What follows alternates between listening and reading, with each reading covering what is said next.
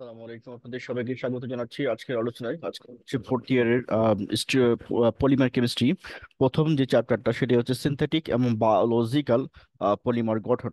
তো এই চ্যাপ্টারের আমরা অনেকগুলো কোশ্চেন করে ফেলেছি। কিছু আজকের যে আলোচনাটা সেটি হচ্ছে পার্থক্য। এই চ্যাপ্টার থেকে যে কয়টা পার্থক্যমূলক কোশ্চেন পড়তে হবে, সেই কয়টা কোশ্চেন সম্পর্কে ধারণা দেওয়া হবে।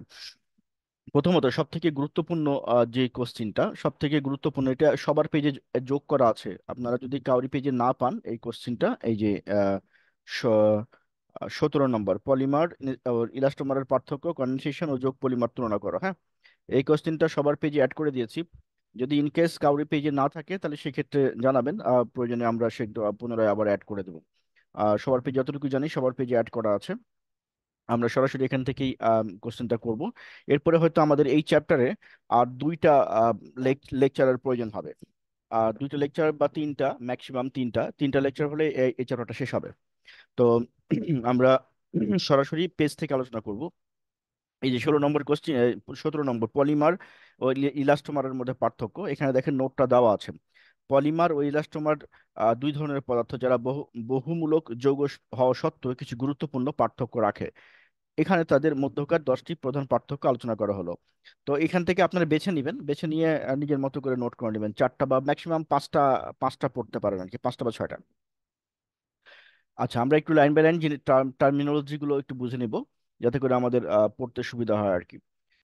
এরপরে আসেন যে অভিন্ন মনোমার ইউনিটের। আচ্ছা, প্রথম কথা হচ্ছে মলিকুলার স্ট্রাকচারের দিক থেকে কি ধরনের পার্থক্য রয়েছে পলিমার এবং ইলাস্টোমারের মধ্যে। অভিন্ন মনোমার ইউনিটের পুনরাবৃত্তি মাধ্যমে গঠিত হয় কে? পলিমার। ইলাস্টোমারে কি হয়? অভিন্ন বা ভিন্ন। অভিন্নও হইতে পারে, ভিন্নও হইতে পারে, এদেরকে আমরা কি বলি? ইলাস্টোমার। তাহলে পলিমার আর ইলাস্টোমারের বেসিক পার্থক্য বুঝে গেলাম। পলিমার সাধারণত কঠিন নমনীয় শক্ত হয়। ইলাস্টোমার প্রসারণযোগ্য নমনীয় স্থিতিস্থাপক হয়। ন্যাচারালি কিন্তু এ ধরনের এলিমেন্ট বা সাবস্টেন্স প্রচুর রয়েছে। মলিকুলার মোবিলিটি, পলিমার নির্দিষ্ট আকার ধারণ করে আর সহজে আকার পরিবর্তন করে। ইলাস্টোমার সহজে আকার পরিবর্তন করে, যে অ্যামিবার মতো। হ্যাঁ। প্রসারণযোগ্যতা, ইলাস্টিসিটি, পলিমার সাধারণত প্রসারণযোগ্য হয়, মানে তাপ দিলে প্রসারিত হয়। আর ইলাস্টোমার হচ্ছে উচ্চ প্রসারণযোগ্যতা দেখায়। ইলাস্টিসিটি, সাধারণত স্থিতিস্থাপক নয়, পলিমারগুলো সলিড হয়। আর ইলাস্টোমার স্থিতিস্থাপকতা দিক থেকে অনেক উচ্চ হয়। তাপ সম্প্রসারণ, এখানে যেগুলো দেওয়া আছে অন্যগুলো আপনারা সবগুলো বুঝেন, এখানে অন্য কোনো পার্থক্য যেগুলো দেওয়া আছে এখান থেকে মোট 5 থেকে 6টা পড়ে নেবেন। এটা খুব ইম্পর্টেন্ট একটা কোশ্চেন, কারণ এটা পরীক্ষায় বিভিন্ন সময় আসছে। এরপরে আমরা যাব হচ্ছে কনডেনসেশন এবং যোগ পলিমারকরণ। এই কোশ্চেনটার এখানে নোটটা অ্যাড হয়ে যাবে, অ্যাড করা নাই, এখন অ্যাড করা হবে। আশা করছি যে এটা আজকেই যারা দায়িত্বে আছেন তারা আজকেই অ্যাড করে দিয়েন, যাতে করে স্টুডেন্ট যারা এই ভিডিওটা দেখবেন সাথে সাথে যেন তারা এই নোট থেকে সরাসরি পড়ে ফেলতে পারেন, যাতে কোনো প্রবলেম না হয়। সেই জন্য আমি রিকোয়েস্ট করবো যারা দায়িত্বে আছেন তারা আজকেই এইটা নোটটা অ্যাড করে দিন। আশা করছি বুঝতে পেরেছেন। আচ্ছা, এখন আমরা যে জায়গাটায় যাব সেটি হচ্ছে আহ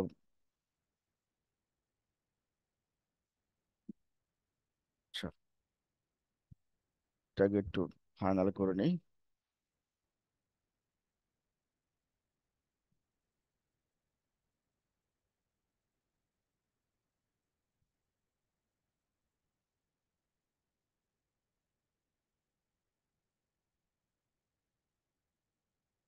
1 মিনিট লাইনে থাকবেন।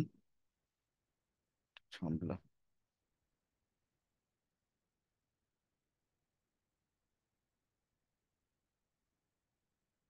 ওকে। আচ্ছা, আমরা এখান থেকে যাব। এইখানে দেখেন, আমরা আমরা রেকর্ড করছি আপনাদের 4 নম্বর ভিডিও।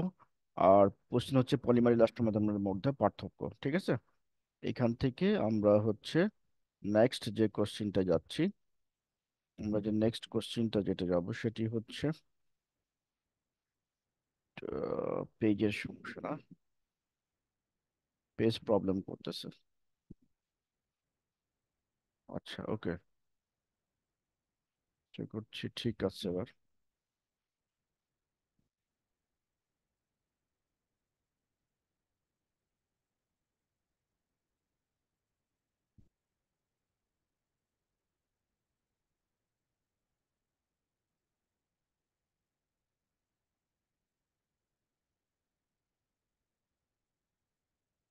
আচ্ছা, তো এরপরের কোশ্চিনটা সেটি হচ্ছে কনডেনসেশন ও যোগ পলিমারকরণের তুলনা। কনডেনসেশন ও যোগ পলিমারকরণের তুলনা, এই কোশ্চিনটা বিভিন্ন বিশ্ববিদ্যালয়, বিশেষ করে জাতীয় বিশ্ববিদ্যালয়ের আন্ডারে বহুতবার এসছে। সো এই কোশ্চিনটা যে কোনো সময় আপনার হচ্ছে সেভেন কলেজেও অ্যাড হইতে পারে, কারণ হচ্ছে যে সেভেন কলেজের এই এই জায়গাটায় সিলেবাসটা সেম। সুতরাং একই কোশ্চিন যেহেতু একই সিলেবাস একই টপিকস, রিপিট হওয়ার চান্স কিন্তু রয়েছে। সো সেই দৃষ্টিকোণ থেকে আমরা অবশ্যই এটির প্রতি গুরুত্ব দিয়ে এই এই কোশ্চিনটা পড়ে ফেলবো খুব দ্রুত। আচ্ছা, তো এইটার আহ, যে আলোচনার মূল যে বিষয়টা সেটি হলো কনডেনসেশন ও যোগ পলিমারকরণের তুলনা। তো প্রথমেই কনডেনসেশন এবং যোগ পলিমারকরণ কি সেটা কিন্তু আমরা আগে পড়েছি, তাই না? কনডেনসেশন যোগ পলিমার, অ্যাডিশন পলিমার যেটা আর কনডেনসেশন পলিমার যেটা। তো এখানে বলছে কনডেনসেশন পলিমারকরণ বিভিন্ন শ্রেণীর প্রক্রিয়া দ্বারা সম্পন্ন হয়। কনডেনসেশন যেটা আমরা যে ঘনীভবন করি, এই ঘনীভবনটা কি হয় বিভিন্ন ধরনের প্রক্রিয়ার মাধ্যম হয়। তাহলে আমরা এখানে এই জিনিসটা নোট করতে পারি, যেটা খুবই ইম্পর্টেন্ট একটা কোশ্চিন, সেই জন্য আমি লিখে দিচ্ছি। এটি হচ্ছে কনডেনসেশন, কনডেনসে কনডেনসেশন, কনডেনসেশন, হ্যাঁ, দন্ত সহায়িকার সে তালব্য আদ্যন্ত ন ও যোগ পলিমার, যোগ পলিমার। এই কনডেনসেশন এবং যোগ পলিমার এর মধ্যে যে পার্থক্য, সে পার্থক্যের প্রথমে আসছে যে জিনিসটা সেটি হচ্ছে যে এই কনডেনসেশন পলিমার, কনডেনসেশন পলিমার আপনার হচ্ছে অনেকগুলো প্রক্রিয়ার মাধ্যমে সংগঠিত হয়। আর যোগ পলিমার, যোগ পলিমারটা একই ধরনের প্রক্রিয়ার মাধ্যমে বিক্রিয়া ঘটে হয়। এটা একটা বড় পার্থক্য। এইসব বিক্রিয়া প্রকৃতির উপর পলিমারের গঠন নির্ভর করে কন্ডেনসেশন পলিমারকরণের পর্যায়ক্রমিক স্টেপ ওয়াইজ বিক্রিয়া কার্যকর হয়। কারণ মানে তার মানে কন্ডেনসেশন পলিমার যেটা, সেই পলিমারে যখন গঠিত হয় তখন এই স্ট্রাকচারগুলো স্টেপ বাই স্টেপ রিয়াকশনে সংঘটিত হয়। আর এখানে বলছে একক দ্রুত বিক্রিয়ার মাধ্যমে সংঘটিত হয় যোগ পলিমার। তার মানে কন্ডেনসেশন পলিমারটা স্লো, যোগ পলিমারটা কম্পারেটিভলি ফাস্টার। প্রতিটি বিক্রিয়া ধাপের হার ধ্রুবক বা রেট কনস্ট্যান্ট সমান। এই কনডেনসেশন পলিমারে যে স্টেপগুলো হয় সেই সমস্ত স্টেপের বিক্রিয়ার রেট কনস্ট্যান্ট বা রেট অফ কনস্ট্যান্ট বা বিক্রিয়ার হার যেটা সেটা কিন্তু সমান থাকে। অপরদিকে বিক্রিয়ার সময় অতিবাহিত হবার সঙ্গে সঙ্গে পলিমারের আকার বাড়ে না, বরং মনোমর থেকে পলিমার হবার মাত্রা বাড়ে। তার মানে মনোমার এক এক ধরনের যে মনোমারগুলো একটার সাথে আরেকটা মাল্টিপ্লাই হয়ে যোগ পলিমার গঠিত হয়, সেগুলো যখন যোগ হয় তখন আকারটা বাড়তে থাকে। তারপরে হচ্ছে উৎপাদের গড় মোলার ভর বিক্রিয়ার সময় অতিবাহিত করার সঙ্গে সঙ্গে বাড়তে থাকে। আর বিক্রিয়ার প্রথমেই পর্যায়ে পূর্ণ আকৃতির পলিমার তৈরি তৈরি হয়ে যায়, কারণ বিক্রিয়া অত্যন্ত দ্রুত সম্পূর্ণ হয়। কার ক্ষেত্রে? যোগ পলিমারের ক্ষেত্রে। এই এই নোটটা এখানে অ্যাড করা নাই, এটা অ্যাড হয়ে যাবে। এটি বেশ কয়েকবার পরীক্ষা আসছে। তো আপনাদের এই চ্যাপ্টার থেকে, প্রথম চ্যাপ্টার থেকে যে কটা পার্থক্য পড়া দরকার ছিল সেটা আমি আলোচনা করলাম, এবং হচ্ছে যে আর ইলাস্টোমারের আরেকটা কোশ্চিন, এটা নোট নিয়ে নেন, এটা পেজে নাই। ইলাস্টোমারের বৈশিষ্ট্য চার পাঁচটা পড়ে রাখতে হবে। ইলাস্টোমারের বৈশিষ্ট্য চার পাঁচটা পড়ে রাখতে হবে। তারপরে হচ্ছে ইলাস্টোমারের গঠন কি, গঠনের ক্ষেত্রে এই কোশ্চিনটা শর্ট কোশ্চিন, এই কোশ্চিনটা পড়ে রাখতে হবে। যে কোনো সময় চেয়ে বসতে পারে। তো প্রকৃতিতে রাবারের রৈখিক পলিমার জাতীয়, রৈখিক পলিমার জাতীয় এটি আইসোপ্রোপিনের পলিমার। নিচের গঠন দেওয়া হলো। ইলাস্টোমার একটা, এই রাবার হচ্ছে এক ধরনের ইলাস্টোমারের একটা প্রকৃষ্ট উদাহরণ। এবং রাবারের গঠনের ক্ষেত্রে আমরা যদি দেখি তাহলে আমরা বুঝতে পারবো যে ইলাস্টোমারের গঠনগুলো কিরকম হয়। এটা নর্মাল স্ট্রাকচার, সেটি হচ্ছে আমরা একটু ড্র করব, এবং আপনারা এটা ড্র করে নিজে নিজে প্র্যাকটিস করার চেষ্টা করবেন। CH3, এই যে এখানে একটা চেন শুরু হলো, এই চেনে এই কার্বনের সাথে এখানে ডাবল বন্ড সি, তার মানে দুইটা কার্বন হলো। এখন এখানে হাতগুলো পূরণ করবো আমরা, এখানে CH3 একটা থাকবে, আর এখানে দুইটা তিনটা, এখানে একটা হাইড্রোজেন দেবেন, তিনটা হয়ে গেল। এরপরে একটা CH2, CH2, তারপরে হচ্ছে আবার CH2, তারপরে হচ্ছে এখানে CH2, এরকম করে আঁকতে হবে, প্র্যাকটিস করতে হবে।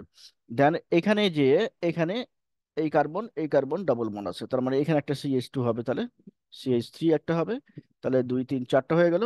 আর এই কার্বনে একটা হাইড্রোজেন হবে, হাইড্রোজেন। দেন আবার শুরু হলো CH2, CH2, তারপরে হচ্ছে এখানে এসে আবার C, C double bond CH3, CH3, এখানে আবার CH3 চলতে থাকলো। এই যে দেখেন এন্ডিং, এই এন্ডিং আর এই এন্ডিং কিন্তু একটা একটা সেম ধরনের রিপিটিং ইউনিট যোগ হচ্ছে পলিমারের ক্ষেত্রে। আর ভিন্নও হইতে পারে ইলাস্টোমার যেহেতু। তো পলি আইসোপ্রোপিন, এটা এটা সব সিম্পল টাইপের একটা ইলাস্টোমার। পলি আইসোপ্রোপিন, POLY, পলি আইসোপ্রোপিন, PENE। আচ্ছা, তাহলে এই ইলাস্টোমারের আমরা কি কি জিনিস সংক্ষিপ্ত আকারে পড়ে নিতে হবে, যে কোনো বই থেকে পড়ে নিতে হবে, বা যদি না পান, আপনাদের কাছে বই না থাকে, সেক্ষেত্রে আমাদের জানাবেন। আমরা তাহলে উত্তরগুলো দিয়ে দেবো, কারণ এগুলো যেহেতু সংক্ষিপ্ত কোশ্চেন, সেটার উত্তর দেওয়া হবে না। আর পলিমারের গঠনটা হচ্ছে এটাই, যেটা বোর্ডে আমি বোর্ডে দেখালাম, এটাই জাস্ট সেম, এটাই পলিআইসোপ্রোপিন, এটা এঁকে দিলেই হবে। আচ্ছা, পলিমারের ইলাস্টোমারের প্রস্তুতি কিভাবে করা হয়, এই কোশ্চেনটাও ইম্পর্টেন্ট। ইলাস্টোমারের প্রস্তুতি বা প্রিপারেশন কিভাবে হবে, ইলাস্টোমারের প্রস্তুতি বা প্রিপারেশন কিভাবে হবে, এই কোশ্চেনটা নোট নেন, এটা পেজে নাই। আম, সেটি হচ্ছে প্রিপারেশন অফ ইলাস্টোমার, এটি হচ্ছে খুব সহজ। হ্যাঁ, একটা প্রভাবক ব্যবহার করা হয় যেটার নাম হচ্ছে জিগলার প্রভাবক, আর এন বিউটাডাইন। তাহলে আমি একটু রিয়াকশনে দেখা দিচ্ছি কিভাবে ইলাস্টোমার তৈরি করা হয়। এন বিউটাডাইন, এটা। আর এখানে কি কি ব্যবহার করা হয় প্রভাবক হিসেবে, এখানে যেটা ব্যবহার করা হয় সেটি হচ্ছে জিগলার প্রভাবক। জিগলার প্রভাবক কি তৈরি হবে, পলি বিউটাডাইন রাবার, পলি বিউটাডাইন রাবার তৈরি হবে। খুব সিম্পল, এই রিয়াকশনটা আমাদেরকে পড়ে ফেলতে হবে। আর ইলাস্টোমারের বৈশিষ্ট্য, তাহলে কি কি জিনিস বললাম, ইলাস্টোমারের গঠন, ইলাস্টোমার কি, ইলাস্টোমারের প্রস্তুতি, ইলাস্টোমারের বৈশিষ্ট্য, এই কটা কোশ্চেন নোট নিতে হবে, যে এই কটা কোশ্চেন আমাদেরকে পড়ে ফেলতে হবে যে কোনো বই থেকে। আর হচ্ছে পলিমারের উপযোগিতা, পলিমারের উপযোগিতা বলতে হচ্ছে ইউটিলিটি অফ পলিমার, পলিমার কোথায় কোথায় ব্যবহার করা হয়, এটা মোটামুটি 5-6টা মুখস্থ রাখবেন যে কোনো বই থেকে, 5-6টা। আচ্ছা, তাহলে এই কোশ্চেন, এইখান থেকে আমাদের যে ইম্পর্টেন্ট কোশ্চেনগুলো ছিল, সেই কোশ্চেনগুলোর ভিতরে অনেকখানি আমরা আলোচনা করে ফেললাম। এখন হচ্ছে যে বাদবাকি যে কোশ্চেনগুলো রয়েছে, বাদবাকি যে কোশ্চেনগুলো রয়েছে, সেই কোশ্চেনগুলোর জন্য আমাদের আরো 2-3টা পেজ, 2-3টা লাগবে। আমরা 2-3টা ভিডিওতে যাব, দেন হচ্ছে আমরা এটার ব্যাপারে জানতে পারবো। এটা 4 নম্বর ভিডিও রেকর্ড হচ্ছে, এখান থেকে দেখেন ঘনীভবন পরিমাণ অলরেডি হয়ে গেছে। পরিমাণের আণবিক ভর নির্ণয় পদ্ধতি দেখবো আমরা সামনের দিন। জৈব অজৈব পরিমাণ বলে ফেলেছি, কাঁচ তাপমাত্রা নির্ণয় কিভাবে হবে এটা আলোচনা করতে হবে। মোটামুটি আরো 2-3টা আপনারা যেটা করবেন, এর মধ্যেই এই সবগুলো কোশ্চেন কমপ্লিট করে ফেলবেন, এবং এই ভিডিওটা কমপ্লিট হওয়ার পরে সাথে সাথে SMS দিয়ে জানাবেন যে আপনার পড়াটা, এই ভিডিওটা আপনি কমপ্লিট করেছেন। এটা কত নম্বর ভিডিও যাচ্ছে, এটি হচ্ছে 4 নম্বর ভিডিও। 4 নম্বর ভিডিওটা পর্যন্ত যদি আপনাদের পড়া হয়ে থাকে, অবশ্যই মেসেজ দিয়ে কনফার্ম করবেন।